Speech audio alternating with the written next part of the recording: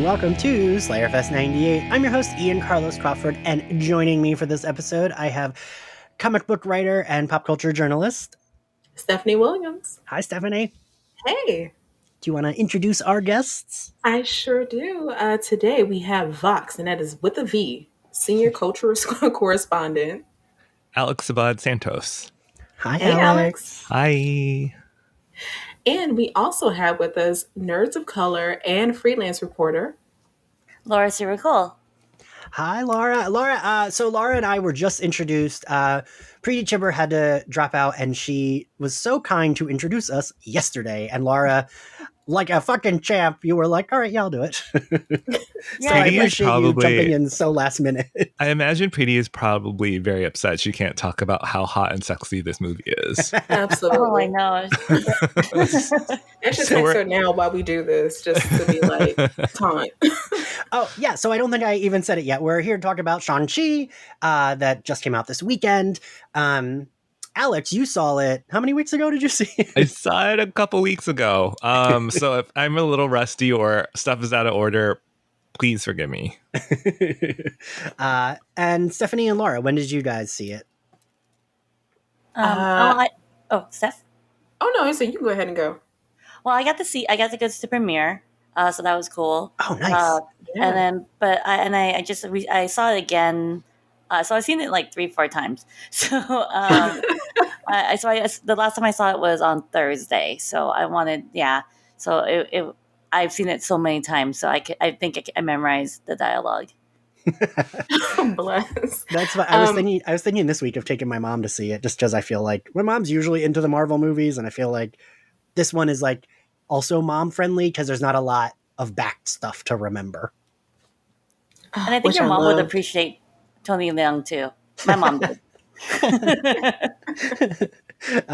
Well, because like I remember when we went to see, so like my mom's the one that got me into Buffy. She like is like a casual nerd where she can appreciate nerdy things. But when we went to see Infinity War, she didn't see Black Panther and Captain Marvel, I think, till they came out like on Disney Plus.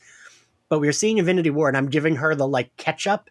And she was like, wait, why'd you spoil the movie for me? And I'm like, no, that's all the stuff that's happened before this that you need to know going into it.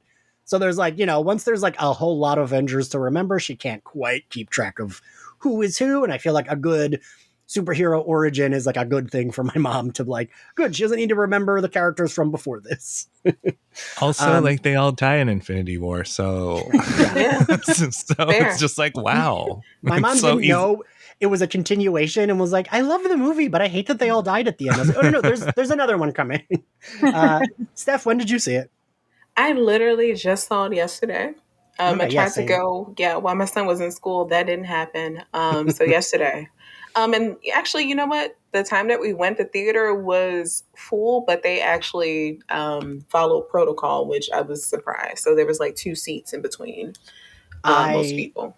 I was so pissed because the theater that I went to, which is the theater I worked at in high school, when I saw Black Widow, they were still doing the like 2 seats between each person, but for this movie they were not. We assumed that they were. I went with 2 coworkers, and then suddenly there was people packed up on either side and around us, and I was like, God fucking damn it. So I was like, hopefully I don't get COVID seeing this fucking Marvel movie, but I mean, I saw it and there were no protocols and there were a couple of people like wearing their masks, but I was also like, well, I'm going to big gay dance parties, so fair. I guess I can't. From that. I don't have a moral leg to stand on when it comes to that. Don't worry, they're all like we got vaccine checks, and everyone tries to follow some protocol at the dance parties, but yeah, it was like, well, I can't really be like tut-tutting when I'm going to go dance with a bunch of shirtless gay men. Appreciate the honesty. So how do you guys think this ranked among like the Marvel superhero origin stories? Because for me, like we got like, I think Black Panther and Captain Marvel for me were my favorite of those type of stories, but I think this one ranks up there with them for me. Laura, what do you think? Definitely. It ranks really high for me. Well, this movie is close to me just because of representation reasons. But as a movie, as a Marvel movie, it's fantastic. I feel like you don't need to know. I could show this to my parents without my dad watches Marvel, but I could show this to my mom and she would not be confused or asking me some questions regarding the characters, because it's an origin story that she could just learn from. And there's added elements of Marvel, but of the MCU, but I don't think she would care enough to she could, it won't mess her up regarding the story. So I felt like it's such a great origin story, especially since we saw it from the very, very beginning of his life, not just, hey, this is Shang-Chi. We got to see really his birthright and his where he stood when he was born. Yeah. You know what? I think that's what made it feel like weirdly fresher to me, because it was an origin story and we did see it from the very beginning. But also, like, we didn't need, and I say this as a huge Marvel fan, but we didn't need all the back Marvel stuff to jump into this story. And it felt like it's been a while since we got a Marvel movie where we didn't need to know like at least half of the movies that came before it to like jump into this. And for me, that was like really refreshing. Yeah, Alex, what'd you think about the origin story type of it? So like I think I forget how many Marvel movies. It's over 20. It's like 20, what is it? 22, 21? I can't remember. I actually am not that super high on, like, I love Captain Marvel and I love the comic books it's based on, but I thought the movie was kind of like like it was like maybe 3 stars out of 5. I feel like Black Panther is 5 out of 5. I would say I was pretty impressed with it. I think like what kind of lost me is when it got super big at the very end, and I'm sure we'll talk about that at the end. But I mean, like, I think a good solid like 4.5 stars out of 5 when it comes to like the Marvel scale of things. Like, I think it's in the top tier. But yeah, sorry, Captain Marvel, sorry, Brie Larson, but I feel like no, like, I think that what's kind of interesting is when you put those two together, they kind of have like a very similar like arc, right? Like, you have this character who has like their history is a big part of them, and it's a mystery, and it's like played on for like, I think like throughout the first act, right? I think Shang-Chi does it much better. Like, it executes it much better, and it gives its character a personality, versus I think what happened in Captain Marvel is, and it kind of handcuffed Brie Larson a little bit, was that it's kind of like, oh well, it's supposed to be this big reveal that she's Carol Danvers, right? And she's supposed to be having your hero play like such a secret for such a like long part of the movie, it's hard to like make that captivating, and it's hard to like give that person a personality that's other than like, I'm keeping a secret. So yeah, that is, sorry, Captain Marvel, but I think it's up there with like Black Panther. Stephanie? I really enjoyed it. Part of that is probably because, as most movies, I saw with an edible, because I don't know. It just, you let your guards down and you just go to the movies to see people doing things on the screen. And people are doing things on the screen that I enjoyed. So, as far as like where it ranks in Marvel movies, it is very high up there for me, because I felt like the pacing was good. In the third act, even though I know it's doing a lot, I think it might be my favorite third act out of all the movies, because it opened up the universe to another world, and added to the lore of the Motherless Children's United. Yes. This whole universe that we have going on. So, and the fight choreography, I really enjoyed, especially the fight flirting, because I love romance and I'm very trash when it comes to, you can fix them. You can fix them. Wait a minute. So when the edible hit, what happened? What? Oh my god! So can I tell you exactly when the dragon happened? What were you thinking? I mean, I was captivated, but the edible actually hit me when they got to the fight club, because my my Apple Watch was like, "Hey, your heart's beating really fast. Are you okay?" And I was like, "I think I am." And then I just took the water that I had like stuffed in my purse, took it out, and I was like, "You're gonna need this, baby, because you're about to be in for a ride." And I was. Like, when we got to Morris and the Mandarin, that cracked me up, because I was like, you know what? If white people are going to be in this movie, let them just be a Russian in the Ten Rings, also, and just let it be Ben Kingsley reprising his role as the Mandarin, living somewhere in the basement where he belongs, and let him not help at the end because we don't need him there. Like, I love Yeah. that he played dead because, yes, you are dead to this movie, so be right Like, be a there. clown. Like Be that. there. Just be a clown right there. But man, when the fight happened and the magical dragon came out, I was like, wow, you made an excellent choice, girl. And I just sat back. I because the seat moved up a little bit, I pushed a button and I leaned a little forward and I got my whole life. I love that. I will say I am also trash, Stephanie. So like when they're flirt Yes, fighting, Ian, you're trash. I was like, am I reading it too much into this because this is shit I love? Or like, are they flirting? Like, I was like, am I projecting? And then it was like, oh no, they are like fight flirting. And I was like, oh, good. Because I was into this. The beginning for me was a little exposition heavy. I felt like I kept waiting to get to our main character. And I was like, but overall, this is so stupid, but I think I had assumed Michelle Yeoh was supposed to be the mother just because like she's like she was like, very famous and like a woman that would be old enough for Shang-Chi to be her child. And I was like, why did they cast this younger actress that does not look like Michelle Yeoh? And I kept thinking it was just like weird casting, but then I was like, oh no, that's not supposed, because I thought we would get to like older Michelle, like older mom, and she would be her.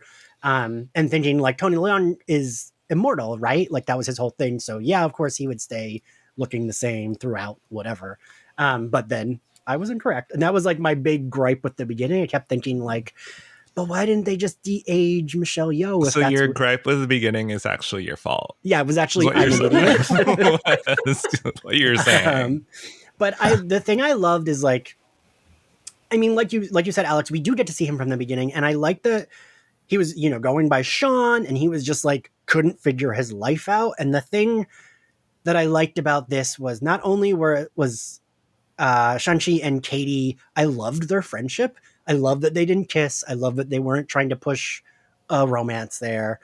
But I also love that a lot of the men in the MCU tend to be like Tony Stark. It's like either you're a Tony Stark or a Tony Stark light or like a Steve Rogers, right?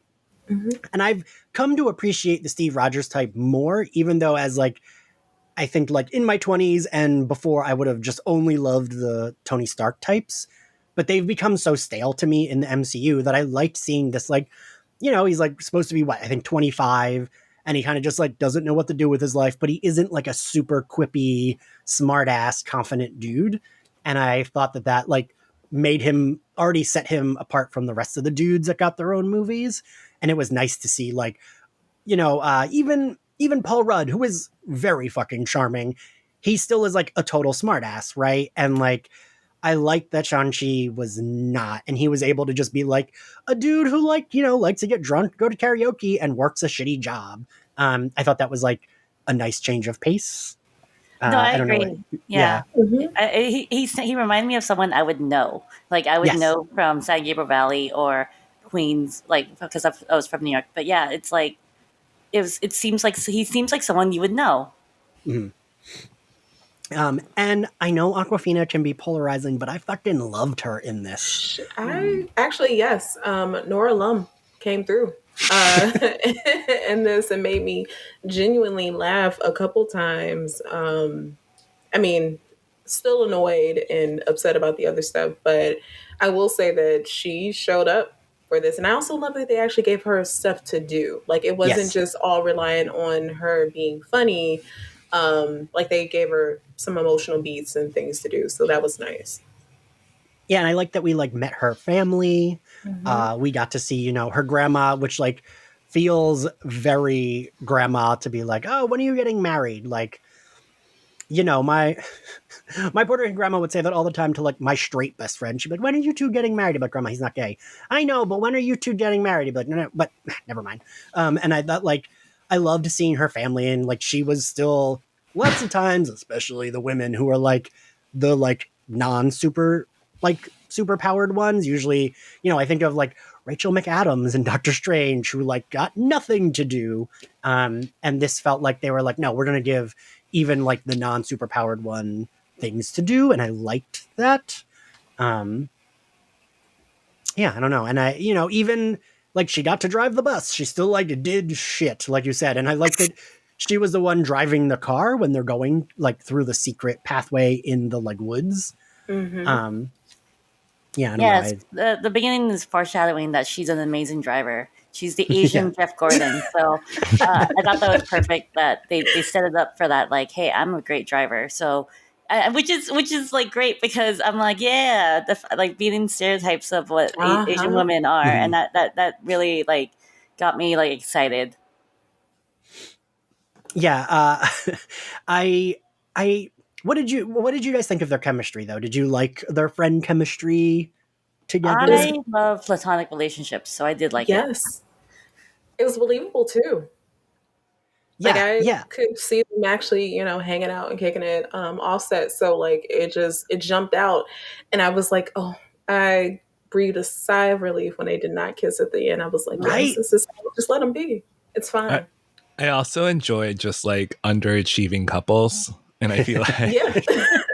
like it was like you just need someone who's not like upwardly mobile. And like if you ever have two of those people, it's just there's nice chemistry there. I don't know. Yeah. And they weren't, I feel like, I don't know. Like I feel like I get the friendship and it makes sense to me. And it's also weird because it's just like being Asian, you're just like, okay, yeah, that's like how me and like my friends would talk around my parents and talk about my grandma. And like it'd be, well, when they would like come and hang out if my parents were around and then they weren't grumpy. Like,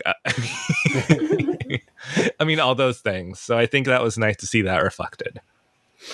Yeah, I almost felt like, I mean, I'm glad it was a movie, but I was like, I would watch this Disney Plus series of like him and Katie just like hanging out. Maybe sometimes they go on wacky missions together and like, but also maybe sometimes they're just like, having a dinner party with Katie's family. Like I would watch a series of this, which is weird. I feel like now I think of everything like when I saw Black Widow, I think we talked about this stuff like Yelena and Natasha had such good chemistry that I would have watched a Disney Plus series of the two Mm-hmm. of them going on adventures. And I do think, and we also talked about this with Falcon and Winter Soldier, that like the chemistry they had, I don't know that it was enough to carry the series, but I feel like we're building other characters that I do see like the prospect of like where a Disney Plus series could take place.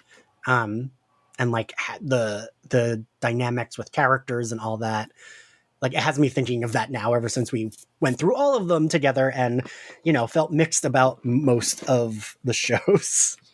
But I think like one of the things you keep in mind with this especially is that because he's like kind of mysterious and there's stuff happening in his like back life and he can't really be like, it requires Aquafina to actually be splashier and have like the flashier role. And I Mm-hmm. think that's an interesting choice that they made. Like it requires so much more out of your supporting characters when your main character has that like secret past and it's like his entire existence is a mystery that we'll find out in this movie. um so yeah, I feel like that was intentional. I kind of liked it. Yeah, me too. I think that's Yeah. probably why we feel like, oh yeah, that was, as opposed to like I guess like Ant-Man and like Rachel McAdams, like you said, like it's a little bit more fully fleshed out. And it's like you have choices like we want to see her family, we want to see like where she comes from, why she's underachieving, why like her brother thinks she's awesome, how she has like how they both have like other friends who are like, what are you guys doing with your life? And I think that Yes. kind of anchors it in this like something that's very relatable for maybe millennials. I don't want to age myself. But I think that's fine though because the way that they set that up for her, like she also gets like a payoff at the end. We see Yeah. her Mhm. have a moment where she's like, "Okay, I will no longer be afraid of trying to be. I mean, like being great and is great at the end of the movie." And I think that hits the way that it does because they put so much work on the front end for her Mhm. character, which I appreciate because look, we want I would like a second, I would like a sequel and I want to see these characters more in the MCU, so give me a reason to care about that and they do that. Yeah. I mean, we all need like a mythical Asian surrogate grandma Yes. to tell us to fire the bow and arrow. If we don't fire for something, we'll always miss or something, Oh yeah, right? yeah. If you aim for nothing, you get nothing. Yes. Like that, you hit nothing. I made a note to myself. I was like, write that down, write that down. I was like, I that's was a like, good line. I was like, okay, I need to hear that in like my soul cycle class or something. Yeah, exactly. we're gonna catch that clip for you, Alex, and then we'll just keep playing it on your Yeah. Yeah, like Apple. like if I mean if I was on my way to work in the olden times, I would want that right before I like get off the elevator at work. I just feel like let's need a moment with my Asian grandma from Talo. Like I was dead ass upset that like no, unfortunately like there is no magical place. You know what this movie reminded me of when I saw Spy Kids for the first time when I was like I don't know, like 11. The reason why I say that is because Spy Kids in the world that is set up, I was like, damn, that shit doesn't exist for real. And I'm really tight about that. Same thing with Codename Kids Next Door. And with this, the same thing with Black Panther. I was like, damn, these places don't exist. So we just got to deal with white people and we don't have magical shit. Speak for yourself.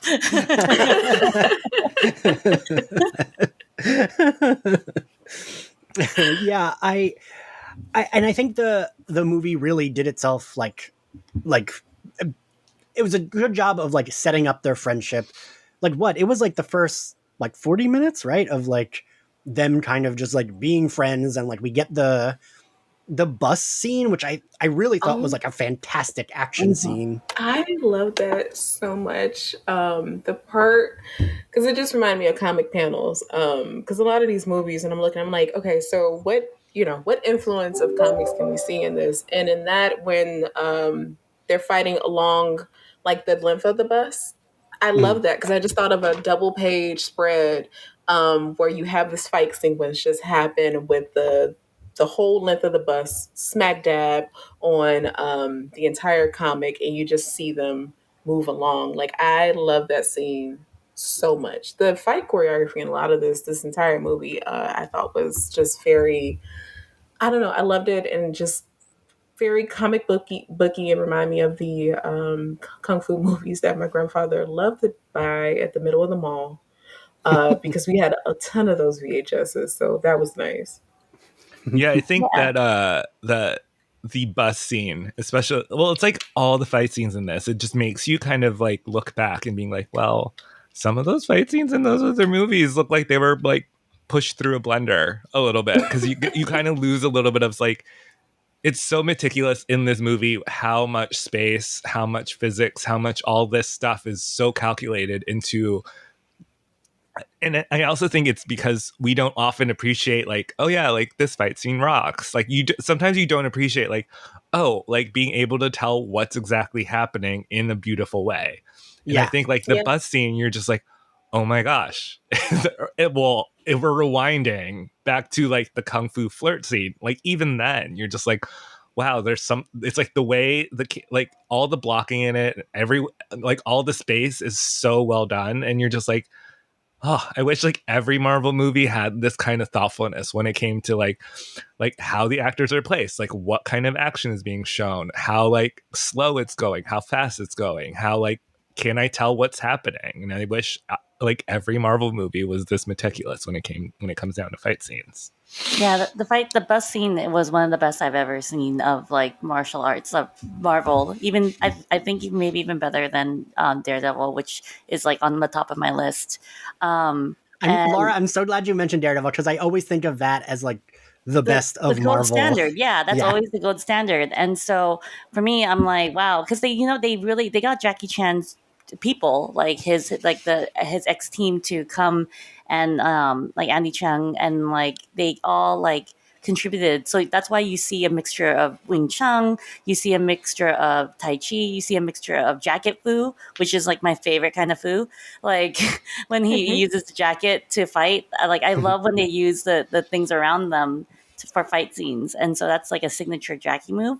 And so I seriously, the whole bus sequence was just seriously fantastic. I think that and the scaffold when they were on the Yes. scaffold. Those really, I Daredevil is my gold standard, but this kind of beats it. That scaffolding fight I thought was like fucking phenomenal. I almost I think Alex, you said that you got a little lost at the end, right, for the like final battle.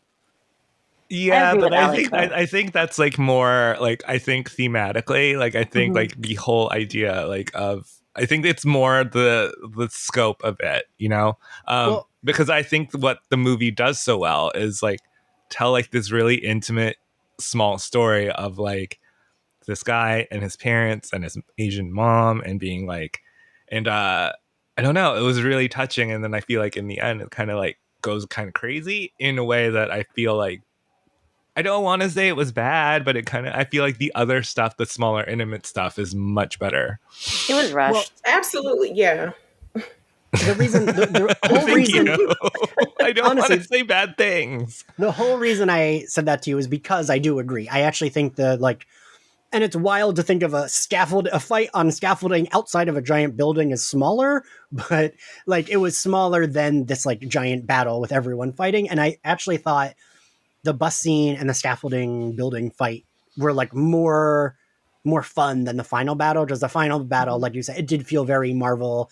I mean, the dragons looked fucking great. I'm not going to pretend they didn't because the like CGI, they really upped their game. I don't know that we would have gotten a Mm-hmm. realistic looking Spider-Man riding a fucking dragon, but like this looked really cool. And I loved the like the good dragon, the way it looked and the design, but I still loved the overall like the scaffolding fight and the bus fight because like I think it it's a little bit like if we're drawing a parallel to Black Panther, right? Because it's like the casino fight is amazing. The right. chase scene is really, really good. And then the end of Black Panther, when like the rhinos come in, you're like, what is Just happening? like what Why are the the like I love the CGI rhino. Do not get me wrong. I will always stand like a CGI rhino, but you're just kind of like, ooh. well, when you have the PS2 fight happening between T'Challa and Killmonger, it's just kind of like, okay, guys, what are we doing here? Are the X-Men? Is this X-Men Legacy? Are the X-Men showing up? Oh my god, can we please get the X-Men to show up? um but yeah, I really liked those like fights and we talk about Buffy a lot, and I always feel like my favorite Buffy fights are the ones where it's like, ooh, they have to happen in her house. Or in like, I enjoy like a fight scene where like shit is getting smashed or whatever. And I liked that in the bus, the bus literally gets fucking cut in half. And I also liked that the people had to move back and forth. Like, he was like, get to the front of the bus, and then they had to move to the back of the bus. And like, him fighting this guy with a literal razor for a fist. Just like that's dangerous because even if the guy isn't hitting him, he could possibly hit, one of the people that are on the bus, and that's what he was trying to avoid. And I think I just like that shit. But so he gets that letter. His pendant is stolen. He needs to go visit his sister. They go to, as Steph called it, the Fight Club. And a thing that I mean, you mentioned this too, Laura, that the thing that the movie did well was even though we have Wong and Abomination in the Fight Club scene, it doesn't matter, right? Like you don't have to know who they are to Mhm. enjoy just like what's going on. Like they get their fight scene, they leave together, which I didn't quite understand when he's like, "Oh, I gotta watch this," and then they just leave together. But like it was just like, oh, a cameo that you can enjoy if you know who they are, and also it doesn't matter if you don't know who they are, right? Yeah, my mom doesn't know who they are, but she was just like, okay, whatever. Yes, I guarantee my mom would not remember who they are, but would still be like, okay, those are just like people that fought in that arena, whatever.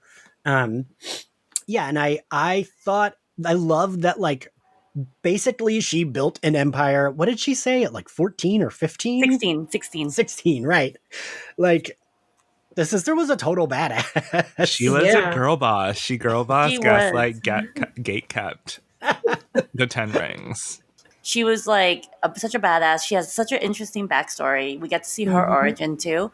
But the third act, they made her quiet. She barely, if you Yes. paid attention, she barely said a word.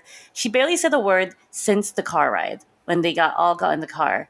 Like Oh she, yeah. like I was, because I've seen it like 3, 4 times. I was trying to count how many times she spoke at the third act, and she barely said anything, and that bothered me a lot because she's supposed to be this badass and have her opinions be heard, but yet you don't hear her. Even Shang Chi, like introduced her. This is my sister to the Tai people. So part of me was like, what happened? Like you have this Mhm. badass character in the beginning, and I don't want to say bad things. This still is a great story, and she is an amazing, amazing character. But I just felt like why did you make her quiet at the third act? Because this is not like her to be quiet like this. But to kind of trampoline off of your point, I thought that it was interesting that she didn't really have a like a full on conversation with her aunt. Because like, why not? Yes. Yeah. Because her aunt says to like, you've been in your brother's shadow, and like, okay, so like, I want to see that entire conversation because Shang-Chi gets that with his aunt, so why not her as well? That would have been a little bit more balanced because it had been pretty balanced up until that point.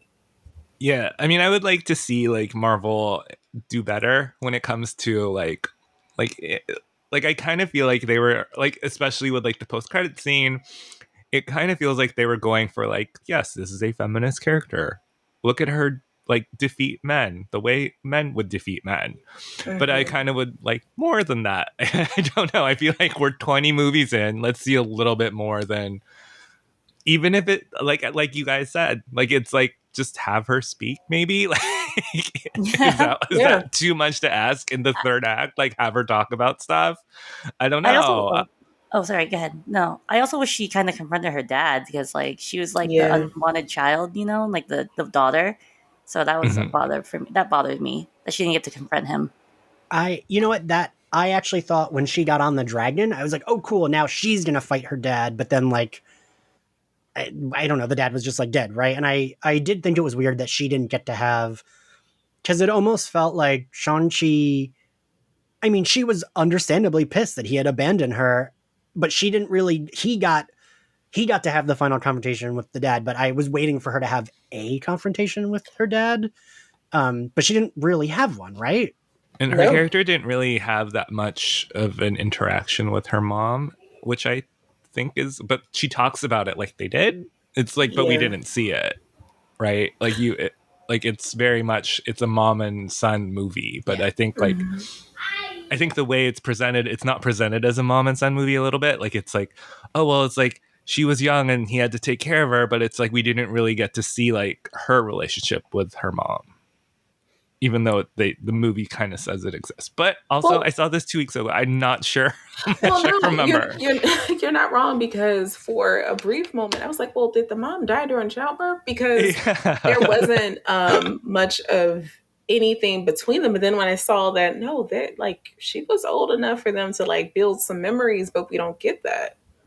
And they both, I mean, she talks about her mom pretty lovingly, but it's like, Hmm. it's kind of sad we didn't get to see that. Yeah. Yeah.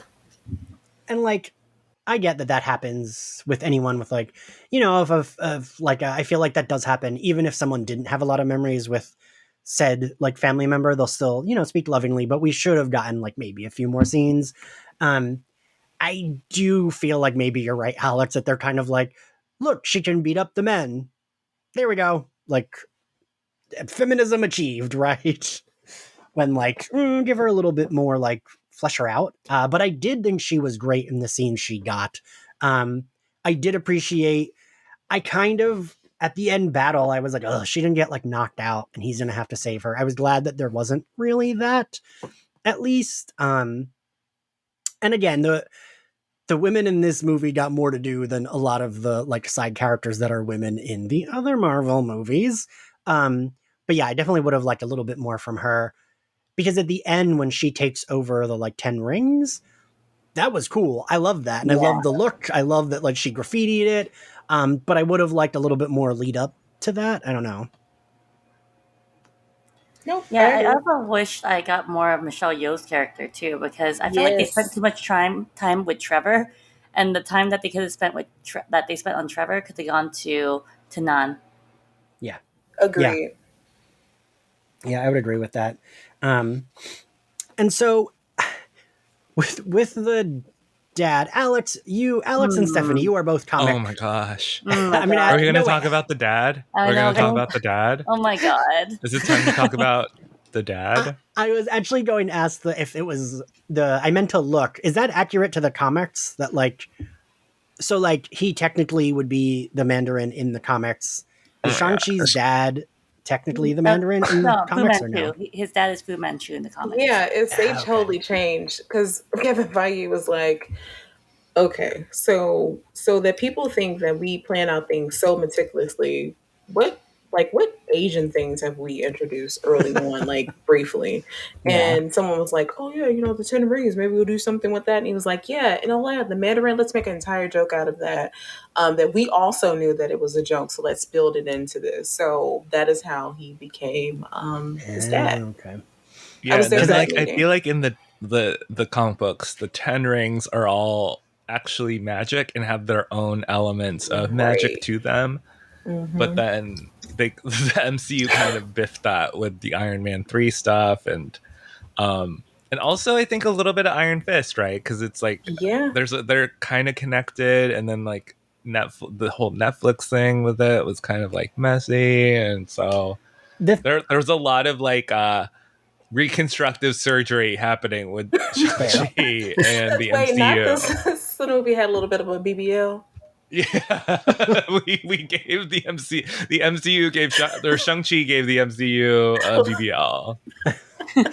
Also, Laura, I didn't mean to skip over you. I just Yeah. I always default to Alex and Stephanie when it comes to like comic shit because they are our resident like You comic have people. to stop this because the only comics I'm reading now are X-Men stuff, and I can't. It's so hard to get other stuff. Um, so I'm getting really bad with comics now. So I Oh will no, catch up between the next podcast. I promise. Okay. no, I am. I had to read some of the comic books just for work reasons. Okay, that makes sense too. Yeah. Um But there's I a used current. to I believe there's a current one right now that's Yeah, the current happening. one's Yeah. amazing by Gene. Oh, like when he it's so good. It's actually written and drawn by people of Asian descent, so it's Oh, actually I nice. concur. It's funny, my first introduction to Shang-Chi was his X-Men crossover in the 90s. It might have been late 90s, early 2000s, but I remember thinking, especially when you're younger, you think this person's cool when really it's like this person's really hot and I have a crush on them. And I remember thinking that about him because he was like hot and shirtless and like could fight better than Wolverine. And I totally thought I like missed somewhere that he wasn't a mutant. So in my head for the longest time, I thought he was a mutant because he had like, for me, the first time I saw him was in X-Men. And I like, for the longest time, like swore that was like, oh yeah, he's really good at fighting because of his mutant abilities. And like, when you're a kid and you're like kind of paying attention to what you're reading, but like, eh. Um, and I remember like Carlos Pacheco drew it, I think. And he drew him very attractively. And that was like my first, and then he like joined, I think, Heroes for Hire later. And that was like what my reference for him was, is I think his sister was also in Heroes for Hire for a minute. Like she would like come in and out of it. Mm-hmm. And now I can't remember if it's Heroes for Hire or Dark Knights. That was like a weird kind of Heroes for Hire, but led by Moon Knight. But that was like my only reference for him. Um, and then, later on I learned that he had actually been around for a long time. Uh, but I think that was another reason I was excited about this movie, is because it didn't need to have, like Captain America and Iron Man. And I think Laura, you said this at the top of the episode. There wasn't like building towards something else. It was like, this is a story. This is a story that has a beginning and an end. We're not like, it did have post credit scenes that were very cool, but it wasn't like immediately leading into, now you got to see the complete story in the sequel or in the third one or in the next team movie, which was like a nice change of pace. yes. No, it just was nice. It felt like a completed movie, and until the end when we got like the welcome to the MCU world, but it really felt like it could be its own action movie, like superhero action movie, not like a like it felt like a Marvel movie, but it could be a one-off Marvel movie, one of Right. those one shots. And I like with Shang Chi, like he's just a normal guy, and I like that about him. He's not super powered. He's been skilled and trained his whole life to be an assassin, to be skilled, and then he gained his powers, with the rings, passed on to him by his father. And so I like the aspect of a normal guy who just is like, well, not normal. No one's like trained to be an assassin, but like a guy, like, but you know what? He never brought it out. Like he wanted to live a hidden life, and that's why his personality was like that. I feel like it's intentional that his personality was like that, and that's why he was outshined by Katie, because he's always been in hiding, not knowing who he was, and so he's not like an outspoken like dude. So that's why it's great that he's able to reflect on whoever he's talking to. Um, and I like the fact that he never strived to be more like a superhero. Like he didn't he even when like they were holding him down, he was like not going to fight them until like the guy bashed Katie's head, Right. and then he was just like, oh heck no, and then he got into then he fought, and so this guy, he just didn't want to be known, and even though he does have these abilities, and so I don't know, I just like that about that guy. Like he's not Captain America, like you said, he's not Captain America, he's not Tony Stark, he's just a dude trying to like live his life. And who like we don't often get to see them just like have fun. So I loved him and Katie going to karaoke, getting trashed. Like we see them like they're like falling asleep on the couch. And I love in that end scene when like they have the meeting with Carol and Bruce, which I did love. The thing that I think MCU is now doing very well, and I think this is probably a part of like the contracts they've been making all the newer people sign, is like something like that felt like a comic book, right? Like, yeah, Shang-Chi and Wong found these rings. They're going to call in people who are very good at talking about this shit. So yeah, they're going to phone in or hologram in Carol and Bruce to like quickly talk about it. Like that for me felt true to comic books. Like, oh, if there's something we need to investigate, we don't pretend that the characters in our thing are scientists. We'll consult the actual scientists in the MCU. So like, sure, like have them quick come in for a cameo. And I like that they're doing that with like intertwining the characters when they need help or when they need to call for something. But then after that, when like Wong, I forget what they say, they should get some rest, and they're like, and they take Wong to karaoke and get drunk. We don't often get to see these characters in these movies, especially like having fun. And I like being able, I always appreciate a drunk scene in something that like wouldn't normally have a scene of characters like having fun and getting drunk. And Wong deserves. He does. You gotta deal with Steven. You absolutely deserving it all. So we get to we go to the Fight Club scene.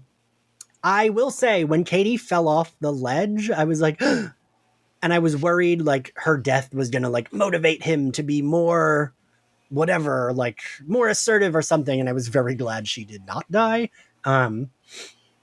But then in my head, I was like, wait, of course they're not gonna kill her. Like she's a very dynamic character. They're not gonna like kill her. Ian, she is the A-lister in this movie. They're not going to get like, rid of no. Awkwafina has a rock solid contract. I think she's fine. God, you're right. She is the A-lister, isn't she? Yeah. I mean, other than when do you want to start talking about the dad? Because that is an A-lister for a very long time. A++. It's beyond A for Asian people. A++. Extra credit. Let's talk Alex, about Mr. Wenwu. Yes.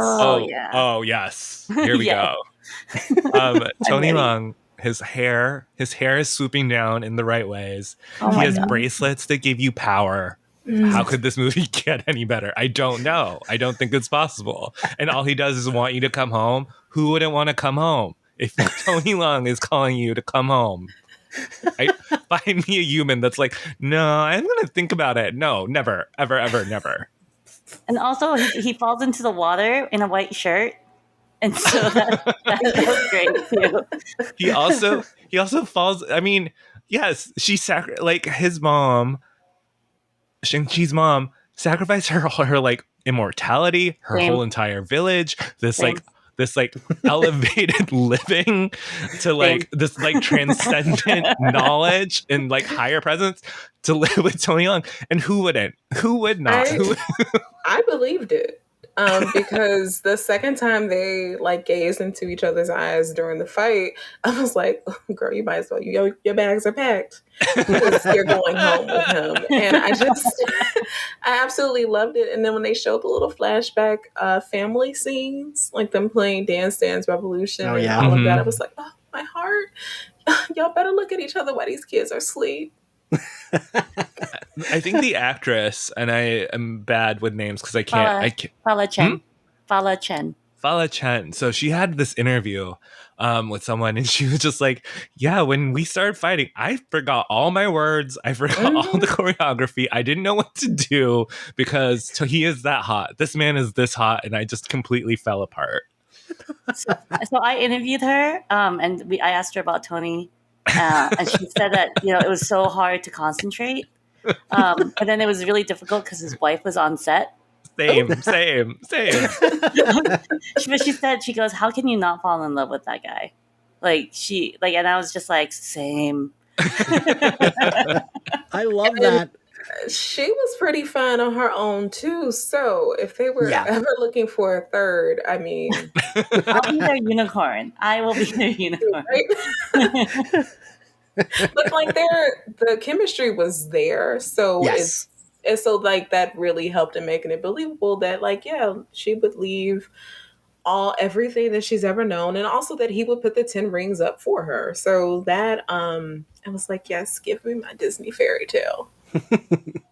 I'm glad that we're all on board with this because this is the type of romance that I do love. I'm usually a hard sell on a romance plot, especially in a superhero movie, because usually I feel like they give it to like characters like, Katie and Shang Chi, where it's like, no, let them be friends. But this shit I love, where it's like Romeo and Juliet a little bit, where it's like he's the evil one, she's the keeper of this like good village where it's like you can't enter because you're evil. No one's allowed in here, but like you are hot. I would be like, come into my village. Let me show you my mom and dad. Alex would be a terrible guardian. That was a pun. Well, yes, pun intended all of that. Yes.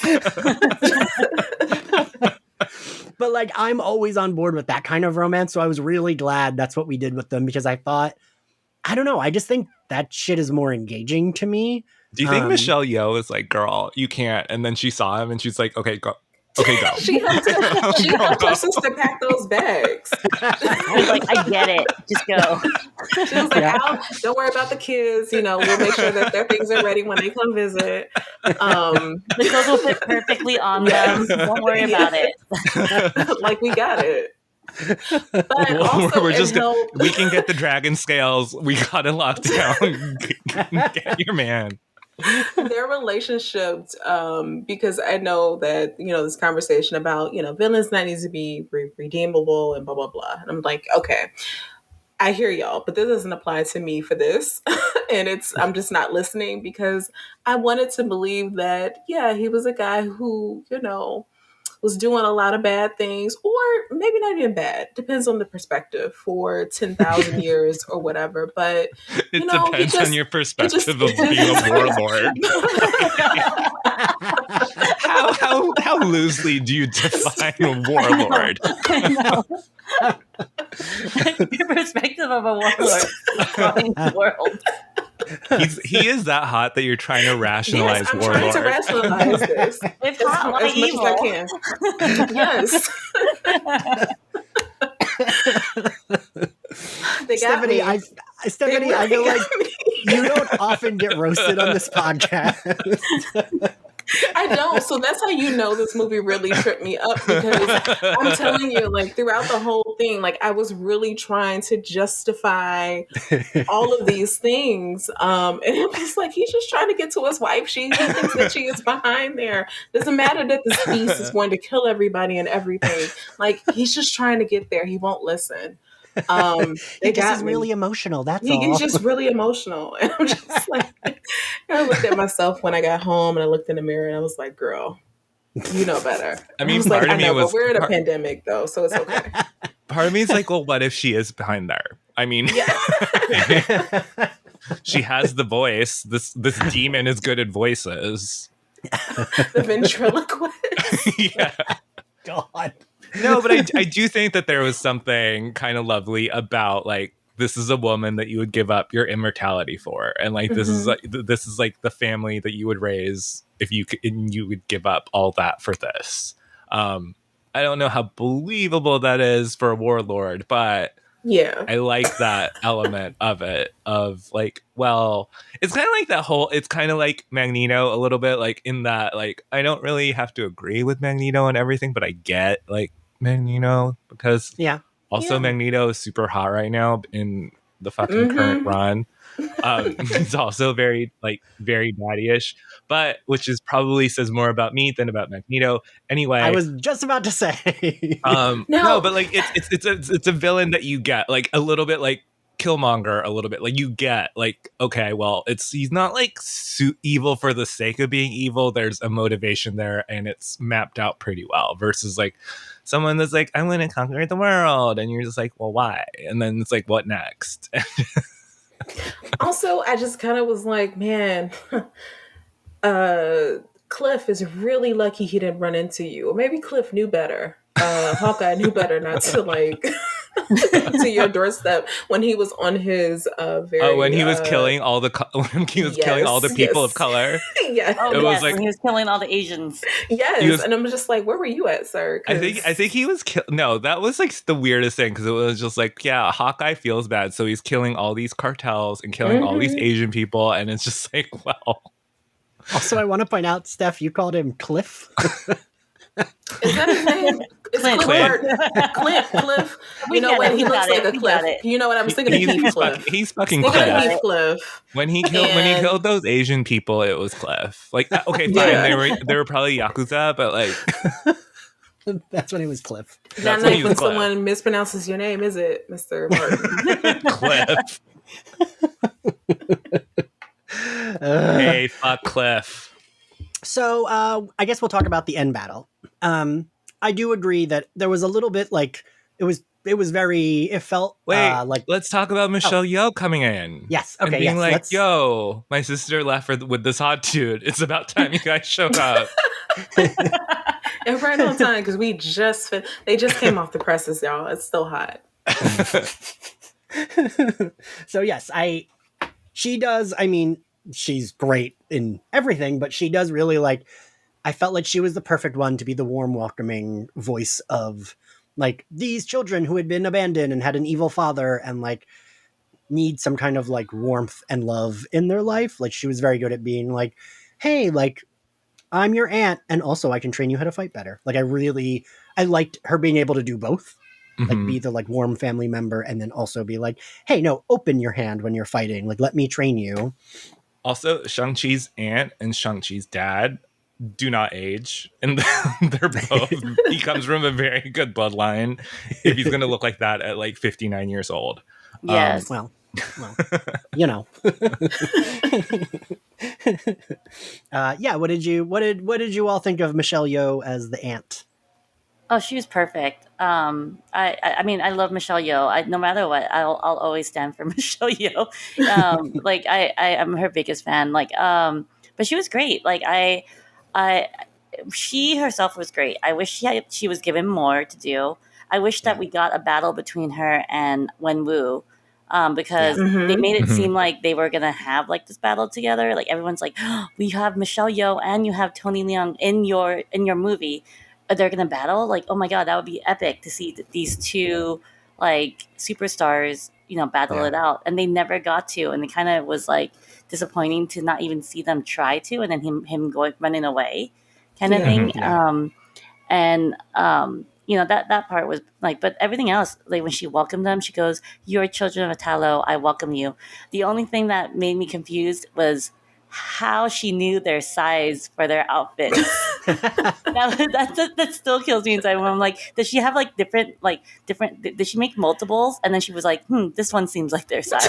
I mean, it's Talo. Didn't she say that it's like we're far beyond advanced like of any like human civilization? So there's some like kind of like seamstress there that's working on like she's like a Project Runway winner. She is she is watching them from far away, just gauging all the measurements.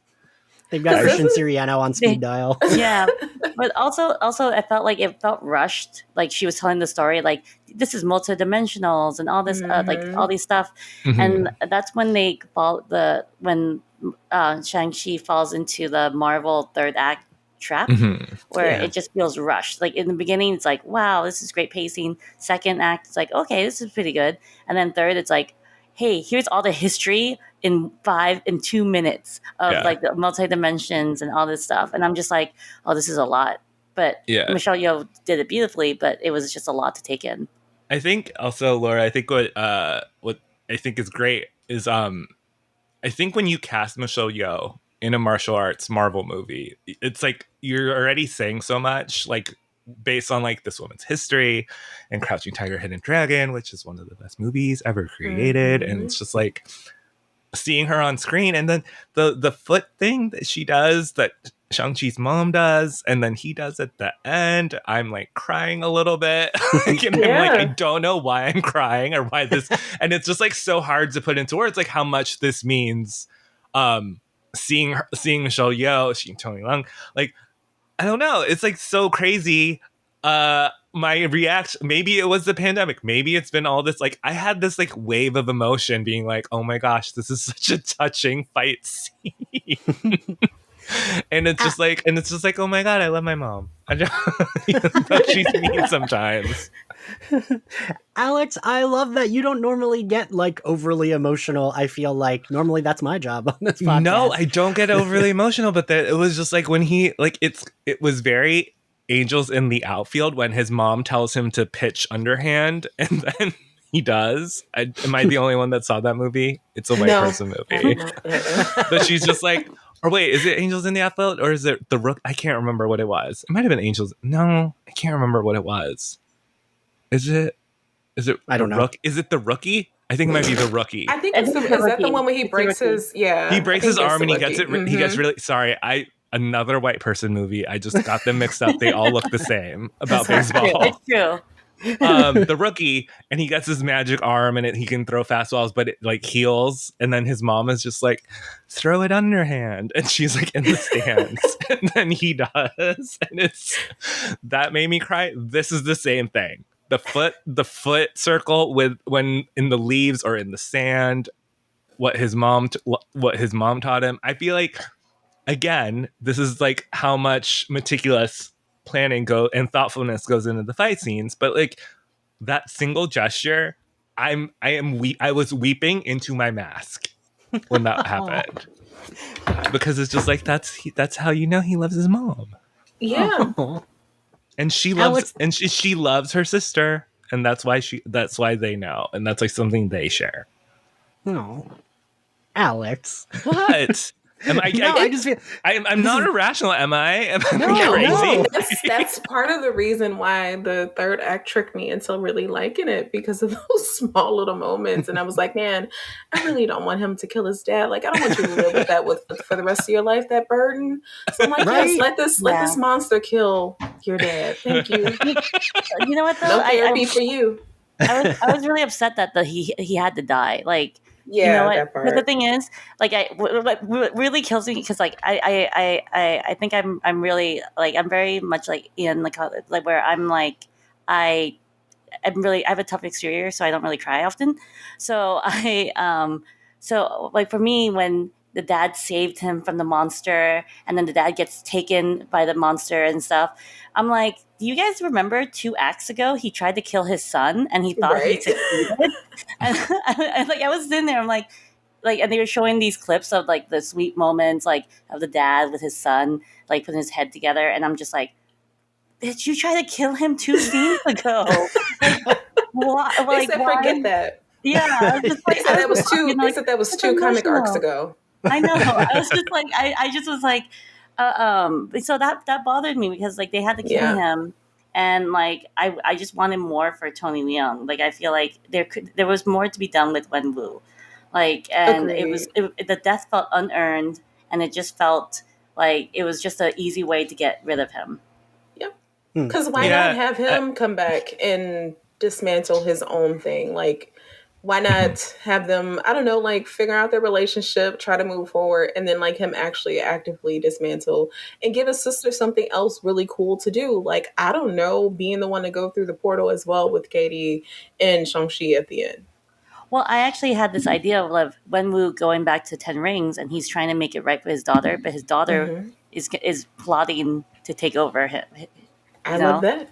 Because she's supposed to be the bad guy, and so I feel like that would have been great to see her and him try to make it work, so she could get her redemption from him. Not redemption, but her moment with him.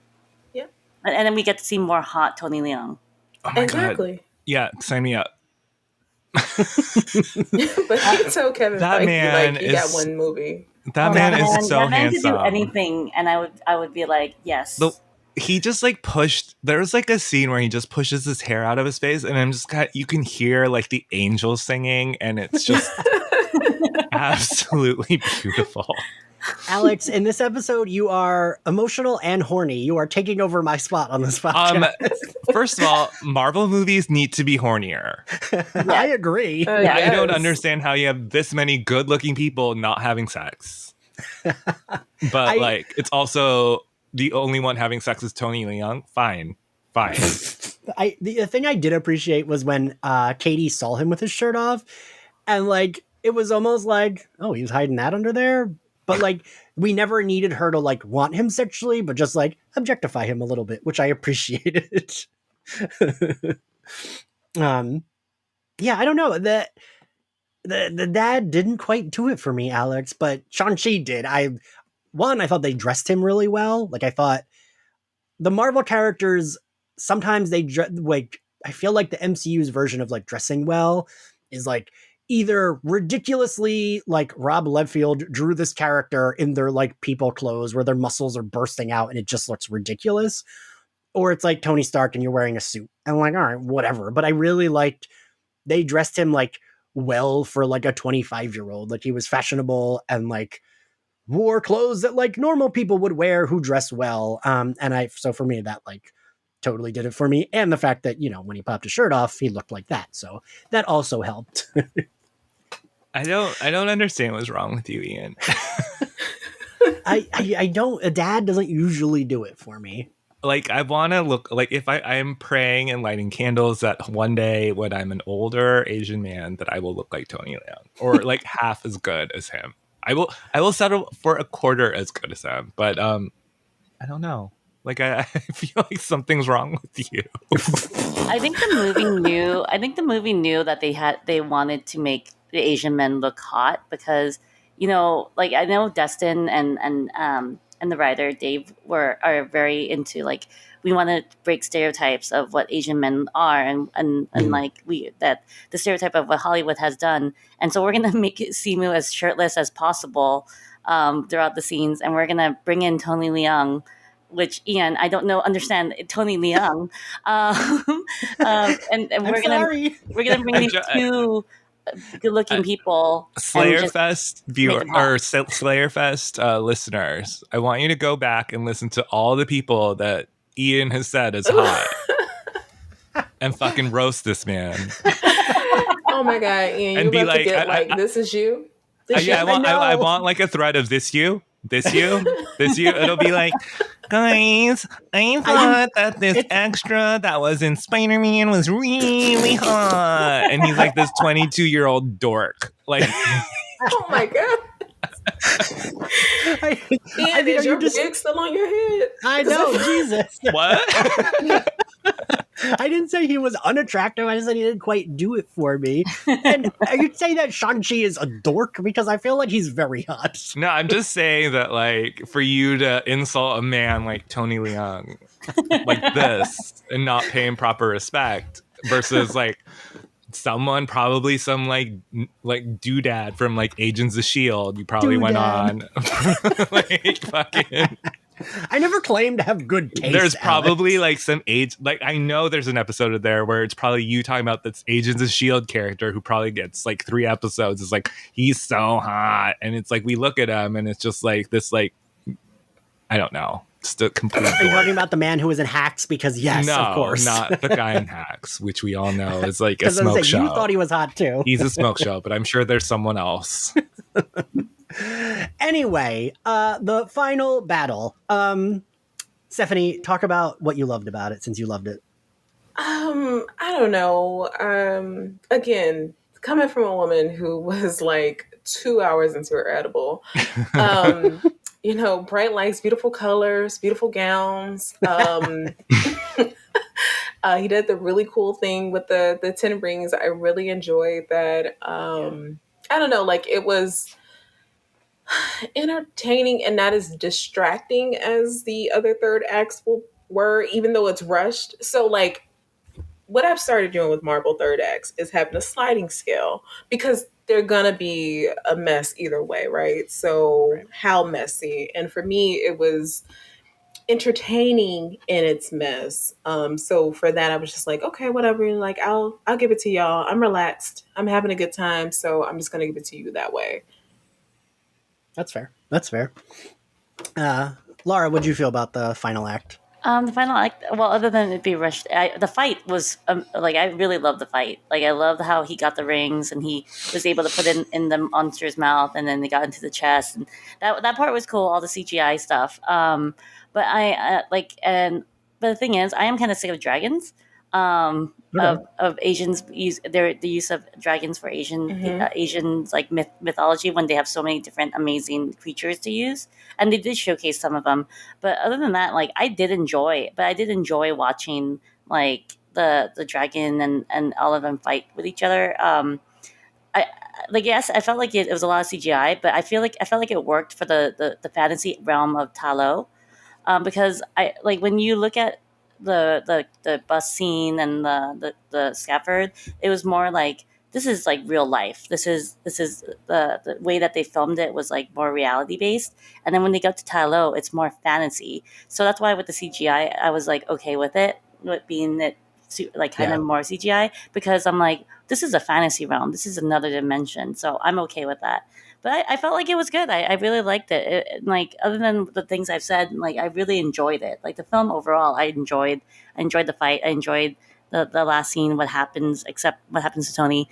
But everything else, I did enjoy the what like, and Katie being the one to shoot the arrow. But at least she called it out.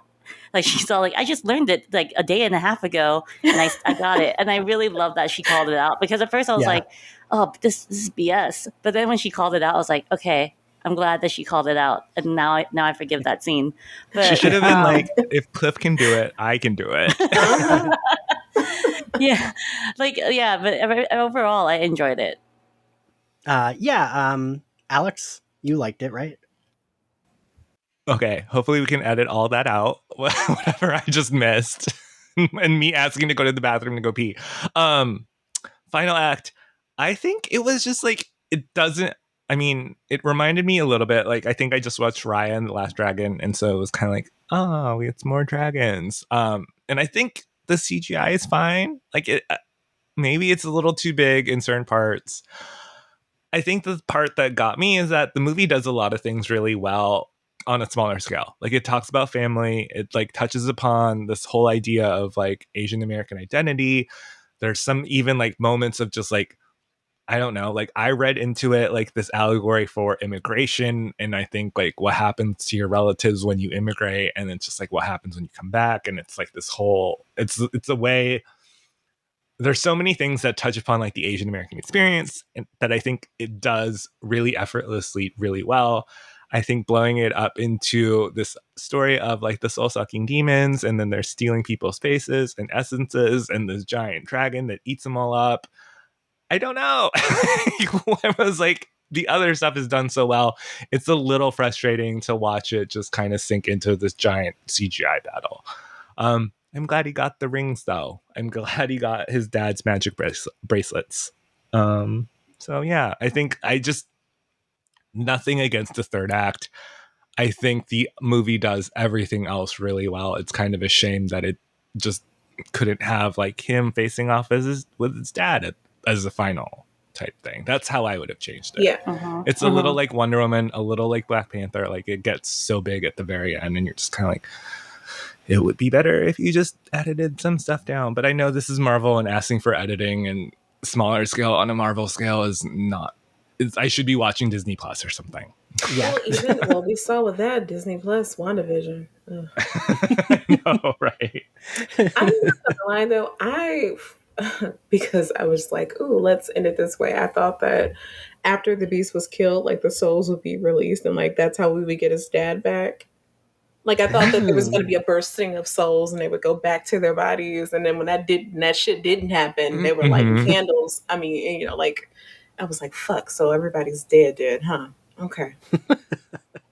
I was shocked that the death dealer dude dies like before they even like start fighting. Like he's like the first dude that's like murdered by the like soul like, get sucking. him out of here now. Yeah. That guy only had 2 more days on set, so we gotta wrap his character up. So, well, they want to show that because he's the deadliest. Right. Yeah. He like, oh, even this can kill him. Mm-hmm. Even though Shang-Chi was easily able to disable him, but okay. Right. He was. I did like the final battle. I felt it did feel a little. I mean, clearly the bus is CGI too. Clearly they're not cutting a bus in half and there's not whatever, but it did feel like, I will agree with Laura and Alex. It did feel a little like a lot of CGI fighting happening, and the movie hadn't really done a lot of that prior. So it felt like we got really good, like smaller scale fights that worked so well. And then the bigger scale kind of was like, all right, there's a lot of CGI going on. I still enjoyed it, but yeah, like just give me another flirt fight. Give me another like sexy, like I'm gonna fight you, but it's gonna be sexy, and we're gonna and it's a horny, sexy fight. Give me one of those. Even when the dragon came out of the water, I was kind of surprised that it was just like, yeah, there's that dragon. And then we kept moving. Like there wasn't like everyone being like, fuck, there's the dragon. Everyone was kind of just like, yep, that's the dragon. Uh-huh. It was also weird when like the mean demon was trying to like suck face with the dragon, and I'm like, no, dragon, just turn away. don't look at him. I did love, like we said, and I feel like I gotta talk about that we do see, I forget what Ben Kingsley's actual name is, the character, but he's like playing dead, and we see Morris go over to him, and Morris then also plays dead. We gotta talk about Morris for a minute, because I thought he reminded me of a pug with wings.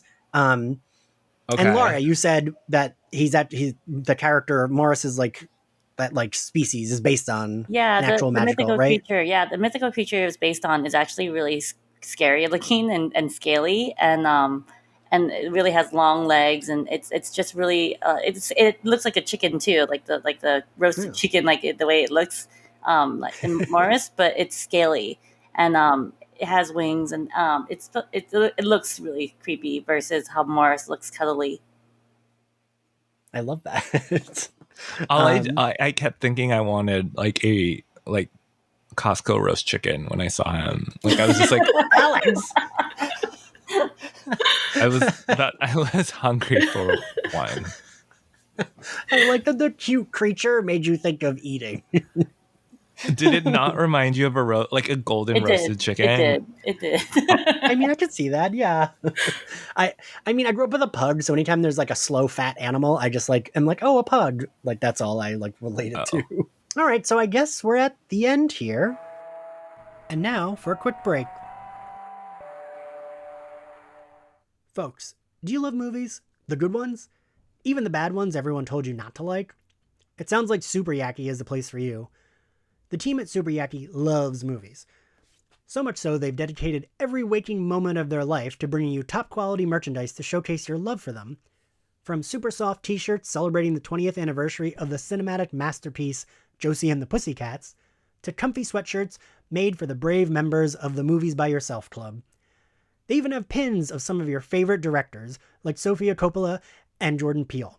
Super Yaki joyously brings you tangible love letters to movies and filmmakers that you can wear with pride.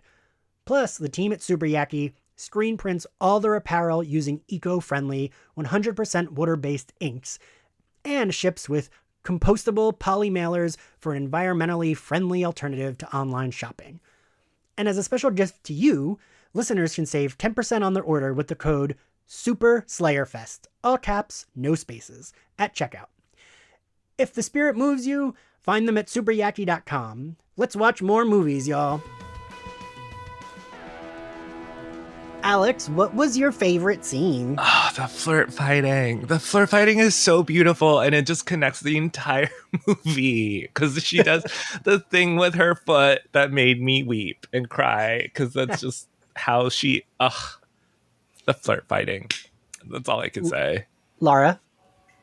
I'm gonna have to agree with Alex. Anything with Tony Leung, actually, because like this movie. I know you said that like this movie was horny for me because it featured Tony Leung, but the flirt fighting was beautiful. It was like a dance between the two, and it's not only because of Tony Leung, but mainly it is. But like it's because it's because their dance. It felt like a dance. It felt like Yeah, this and was it's like Tai their Chi. personalities, and it's just like Yeah. he's like Mm-hmm. brutal and like very like his fight style is very brutal and physical, and she has this like graceful like calming presence, and it's just like that has how Shang Chi turns and finds his true nature, and it's beautiful, and they both love him, and That one and the karaoke scene. That's it. Yes, yes. That's me and my friends. That's why.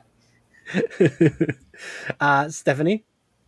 So, of course, the flirt fighting, but just to vary a bit, I'll just go ahead and say the fight that happens outside of the building. So, the scaffolding fight, I really enjoyed that. I think I really like the scaffolding fight too, but I think the bus fight, which isn't to say I didn't enjoy things that came after it, but I think the Mm-hmm. bus fight was like my favorite. Because it was the first time we got to see Shang-Chi in action, and like Katie got to be in on it, and I just, like I said, I enjoy a very well done small quarters fight, and this was like very well done. So yeah, I think that was my favorite scene.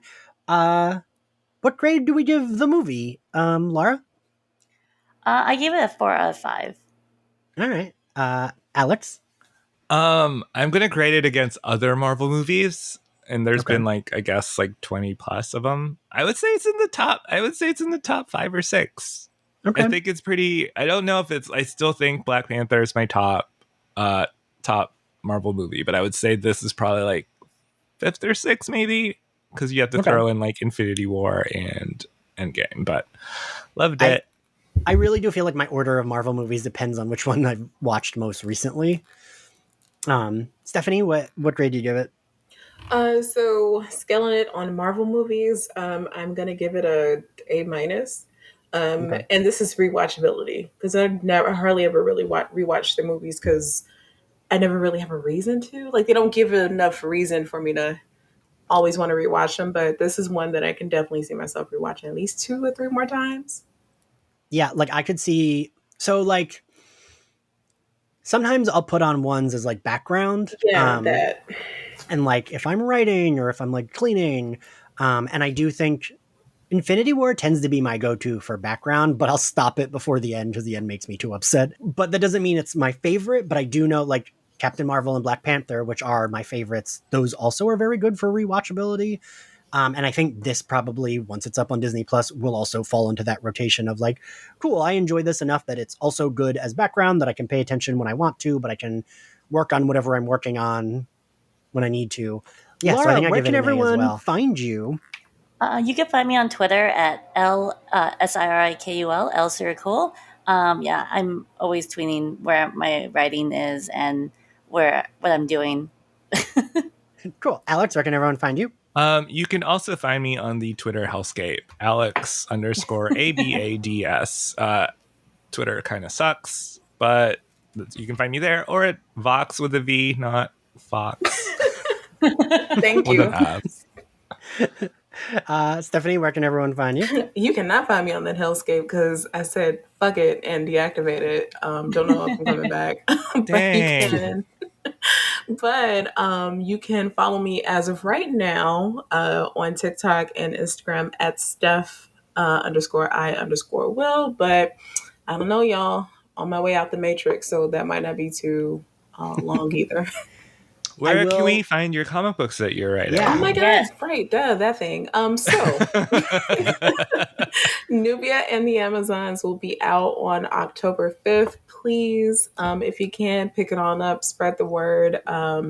Really been putting my whole arm into this since also kind of backing away from social media so I can focus on that. So please, it's not Marvel related, but I don't know. Maybe we'll be talking about a Nubia and the Amazons movie or something soon. Pre-order.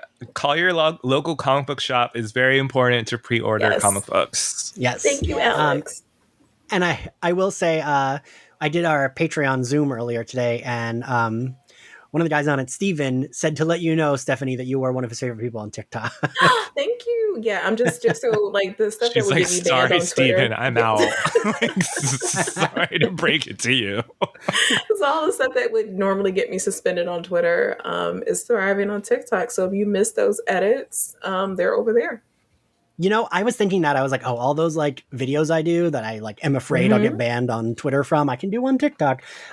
So if you like the podcast, you can find us on social media at SlayerFestX98. We are on TikTok, Instagram, Twitter, and Facebook, and YouTube. And if you like the podcast, you can find us on Apple Podcasts, Spotify, and other corners of the internet. If you like us, please subscribe to us and give us a good rating. And if you want to support us, you can find our Patreon, SlayerFest98. And you get access to all of our bonus episodes. We're currently going through Harley Quinn, and the support is much appreciated. Thanks for listening, and we'll see you all next time. Tony Bye. Leung, I love you so much. Same.